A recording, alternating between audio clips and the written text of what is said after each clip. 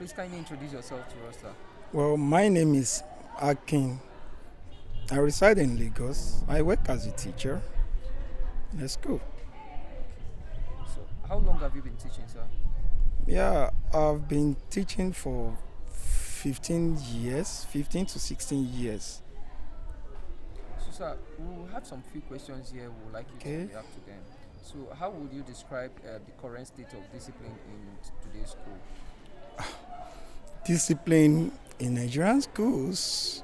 Well, ordinarily, to a layman, discipline is an act of training people to obey rules and orders and punishing those that do not.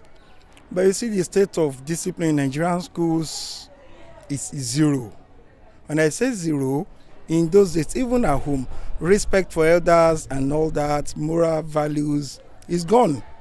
So all in the name of Gen Z generation, all in the name of modernization, all in the name of civilization and all that. So in fact, I remember back then, during the period of Ambode Akinwumi, the past governor of Lagos State, between 2011 to 2015. Yes. So, yes, 11 to 15, he made it compulsory that no student or child should be flogged in school. To all teachers, no teacher should flog any child. And to me, I feel beating is not good, but it's a way of, making them to behave well. But when you say you don't beat, and as a result of that, a lot of things are at stake. In fact, the education now is in shambles if care is not taken. So the level of education in Nigeria, when it comes to discipline, it's nothing to write home about. When I say discipline, it's not severe beating. There are other corporal punishments that can be given to children without being beaten and all that. So, and these are things we're actually looking at. So, because the role of discipline in education can never be overemphasized, because it's very, very important in all schools. And that's more reason. 2 months ago, the Brazilian government, they stopped the use of phone, because phone to mobile phones, these are part of act of indiscipline among the students. Imagine one of my students a few weeks ago, early in the morning before the first class, before the first period, I got into the class, I met him playing video games early in the morning. I seized that phone. So if Nigerian government can actually ban the use of phone for primary and secondary school students, it will go a long way in making discipline back to this country. That's for now, that's a few things anyway. Have modern students become harder or easier to manage in terms of behavior? That's 1,000 American US dollars questions.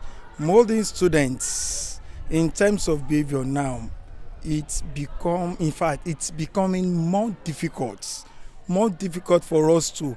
In those days, there are things we do ordinarily, moral, respect for others and all those things. I remember when I was in primary school, towards vacation, we have what we call handwork, and that fetches you marks. When I say handwork, maybe you are being asked to, to make a basket by yourself. We call it ishewe in Yoruba land, handwork crafts. Maybe it's common sponge. Maybe you go to the bush or your farm, you get a broom, you make it yourself. And these are way of molding students. So the act of creativity is in them already without being taught by teachers. But now those things are gone. And even the ways we are actually trying to mold our students now, you see some parents complaining, no, don't beat my child.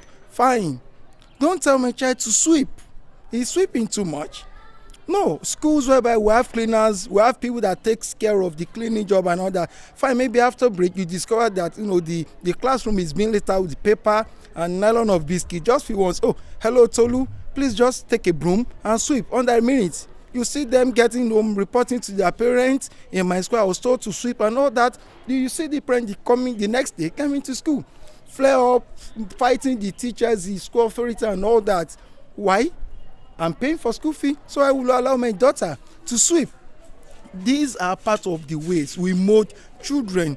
And that's why in those days we don't belong to those generation, but even the middle generation we are, because I as a person am not part of this Gen Z generation I'm talking about. During our time, any society you discover yourself, you easily cope.